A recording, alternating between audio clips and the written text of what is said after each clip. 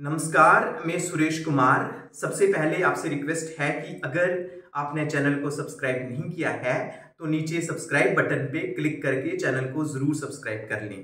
तो आज जिस टॉपिक पे हम चर्चा करने के लिए जा रहे हैं वह है कि जम्मू कश्मीर में जो आंगनवाड़ी वर्कर्स और आंगनवाड़ी हेल्पर्स की जो वैकेंट पोस्ट थी, जो रिक्त पद थे, उनको फिलअप करने के लिए जो सैंक्शन है वो ग्रांट की गई है। तो इस सिलसिले में एक जो ऑर्डर इशू हुआ है union territory of Jammu and Kashmir, social welfare department, civil secretariat Jammu and Kashmir. इसमें जो सब्जेक्ट है वो है recruitment of anganwadi workers and anganwadi helpers in anganwadi centres. जो कि वैकेंट पोस्ट थी उसके लिए जो रिक्रूटमेंट होगी आंगनवाड़ी वर्कर्स और आंगनवाड़ी हेल्पर्स की। इसमें government order number 103 JKSWD of 2023 जो डेट है जो है 28 अप्रैल 2023, मतलब जो अप्रैल मंथ 28 को जो लेटर है जो इशू हुआ है, इसमें लिखा गया है कि sanction is hereby accorded to the filling of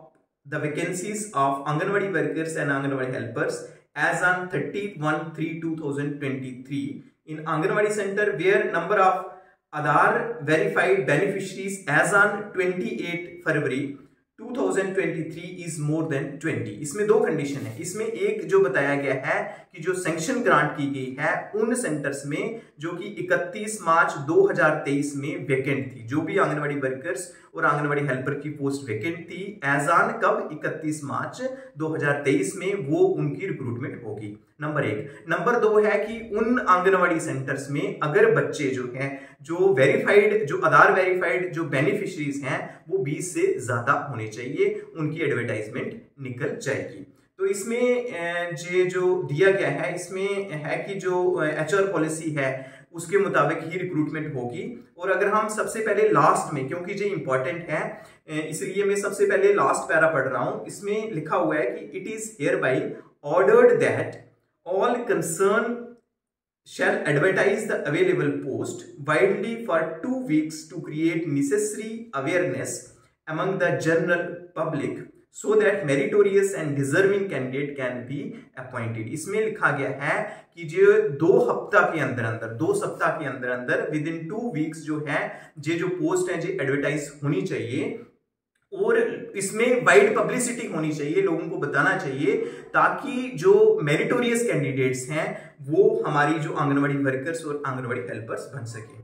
उसमें ये भी लिखा गया it is also ordered that the whole process of recruitment shall be completed within 30 days of the issuance of this order. That means ये जो order issue हो रहा है 28 अप्रैल को जो ऑर्डर है जो इशू हो रहा है, मुझे बताया गया कि 30 दिन के अंदर अंदर जो पूरा रिक्रूटमेंट प्रोसेस है ये कंप्लीट होना चाहिए। तो अब आपके माइंड में जरूर आ रहा होगा कि इसका जो सिलेक्शन का, आंगनवाड़ी वर्कर की सिलेक्शन का क्या क्राइटेरिया है और आंगनवाड़ी हेल्पर की सिलेक्शन का क्या क्राइटेरिया है। क्योंकि आपके एडजाइनिंग में अगर आपकी वार्ड में कोई आंगनवाड़ी सेंटर में आंगनवाड़ी वर्कर की पोस्ट खाली है, आंगनवाड़ी हेल्पर की पोस्ट खाली है, तो उसमें जो अभी जल्दी ही 15 दिन के अंदर अंदर जो एडवर्टाइजमेंट है वो आ जाएगी। तो इसमें जो आंगनवाड़ी वर्कर जहां लिखा हुआ है कि criteria for selection of anganwadi workers, इसमें नंबर 1 है कि उसकी जो उम्र है वो 18 से लेके 37 साल तक होनी चाहिए, 18 to 37 ईयर्स, नंबर 1।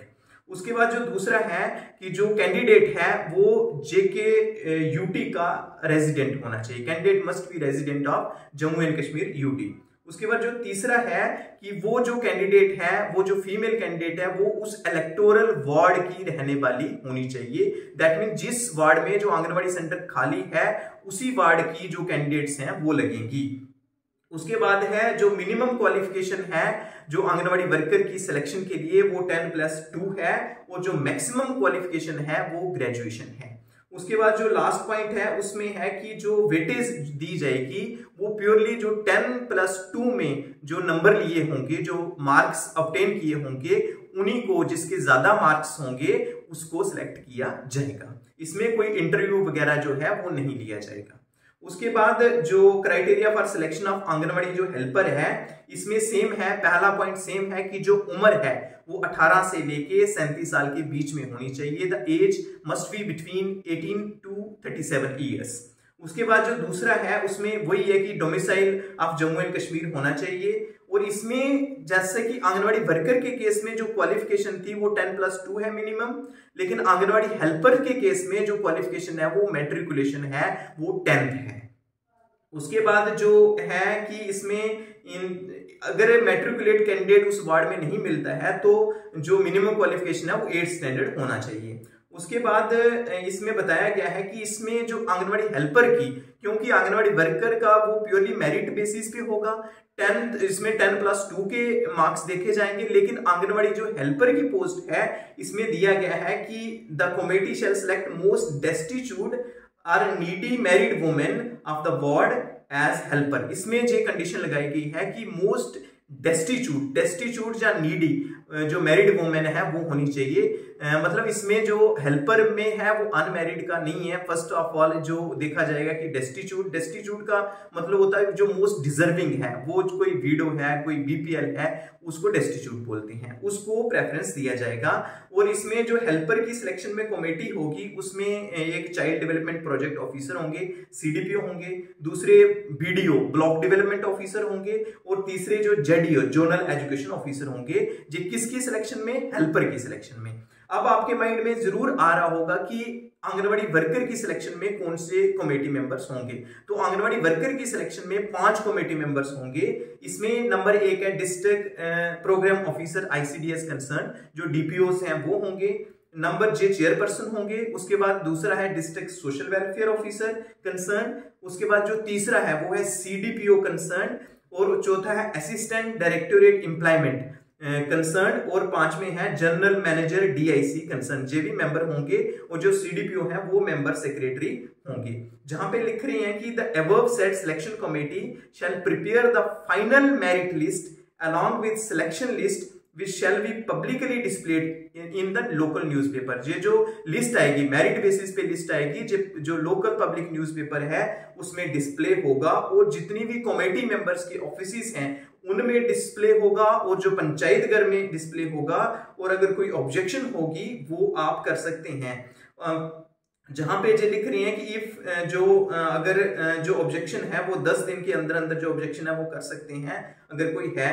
तो therefore the committee shall submit the recommendation to ADDC concern for approval. उसके बाद जब जो लिस्ट लग जाएगी तो जो कमेटी है वो रिकमेंडेशन देगी, जो एडीडीसी को देंगी, और जो वो फाइनल जो लिस्ट है वो अप्रूव कर देंगे। तो ये पूरा जो इसके बारे में कि जो रिक्रूटमेंट प्रोसीजर है वो क्या होगा, अगर हम इन शॉर्ट में देखें कि ये जो प्रोसेस है, इट मीन जो मई मंथ में जो है, यही मई मंथ में ही जो प्रोसेस कंप्लीट हो जाएगा।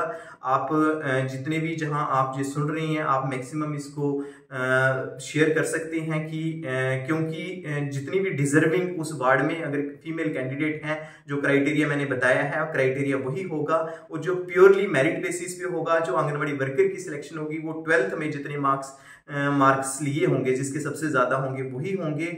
और आंगनवाड़ी हेल्पर के केस में जो क्वालिफिकेशन है वो 10th क्लास है, और जो मोस्ट डेस्टिट्यूट लेडी होगी उसको आंगनवाड़ी हेल्पर लगाया जाएगा। तो जो मैंने कमेटी के बारे में बता दिया है।